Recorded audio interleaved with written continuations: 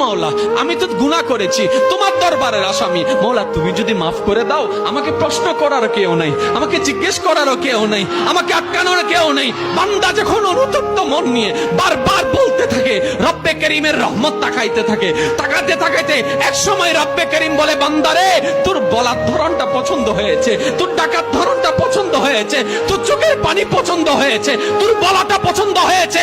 এবার মওলা বলে, আমি তোর সারা জীবনের কত গুনাহ করছিস? বান্দা বলে, মওলা 40,000 পার হয়ে গিয়েছে। কেউ বলে যে মওলা পাহাড় পরিমাণ হয়েছে, কেউ বলে যে মওলা আসমান পরিমাণ হয়েছে। এবার মওলা বলে যে আমি মাফ করে দিলাম, আমি মাফ করে দিলাম, আমি মাফ করে দিলাম, আমি মাফ করে দিলাম, আমি মাফ করে দিলাম, আমার বান্দাকে আমি মাফ করে দিলাম। ফেরেশতা বলে, মওলা এত বড় গুনাহগার, এত বড় আসামি, হাজার গুনাহগার, হাজারটা গুনাহ তওবা করেছে একবার, মাফ চেয়েছে একবার, তুমি মাফ করে দিলা, তুমি মাফ করে দিলা। রব্বে করিম বলে, মাফ করবো না তো কি করব? বান্দা